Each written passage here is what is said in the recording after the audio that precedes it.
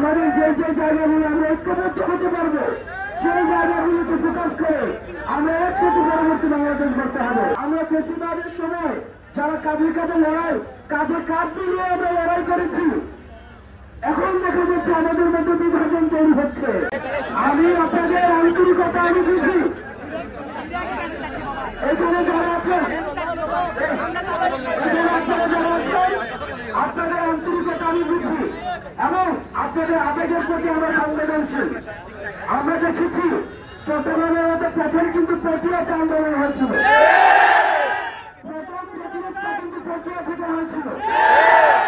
প্রক্রিয়ার মানুষ কিন্তু সর্বপ্রথম এই বীর চট্টগ্রামের মধ্যে যারা হচ্ছে আওয়ামী ও ফ্যাসিবাদী রেজিমের বিরুদ্ধে যখন মানুষ কথা বলতে ভয় পেত, সর্বপ্রথম জীবনকে হাতে নিয়ে তারা হচ্ছে রাস্তায় নেমে এসেছিল। আমরা এই প্রক্রিয়াবাসীর কাছে আমরা সংবেদনশীল আচরণ প্রত্যাশা করি। আমরা আজকে এটা হচ্ছে আমাদের ৮ নম্বর আমাদের এটা হচ্ছে আজকে ৮ নম্বর প্রোগ্রাম।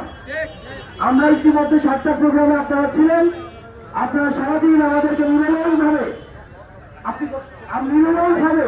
আজকে সারাদিন নিরলসভাবে আপনারা পরিশ্রম করছেন।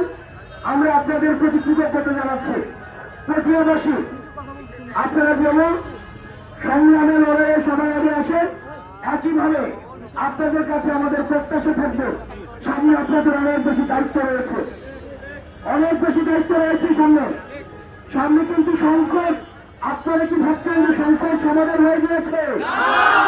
সামনে আরো সংকট রয়েছে।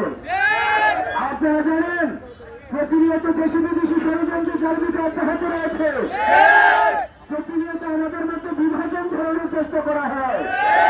প্রতিনিয়ত আমাদের মধ্যে আমরা ফেসিবাদের সময় যারা কাঁধে কাঁধে লড়াই, কাঁধে কাঁধ মিলিয়ে আমরা লড়াই করেছি, এখন দেখা যাচ্ছে আমাদের মধ্যে বিভাজন তৈরি হচ্ছে। আপনাদের কাছে অনুরোধ থাকবে আমাদের এই বিভাজনগুলোকে আমলে না নিয়ে আমাদের যে যে জায়গাগুলো আমরা ঐক্যবদ্ধ হতে পারবো সেই জায়গাগুলোকে ফোকাস করে আমরা একসাথে পরবর্তী বাংলাদেশ করতে হবে। প্রিয় পটিয়াবাসী, আপনারা জানেন আজকে আমাদের এই প্রোগ্রামে কেন্দ্র থেকে উপস্থিত হয়েছেন ডক্টর তাসকিন জারা। আপনারা আরো জানেন চট্টগ্রামের দায়িত্বশীল যারা এনসিপি সদস্য রয়েছেন তারা প্রত্যেকে এখানে রয়েছেন।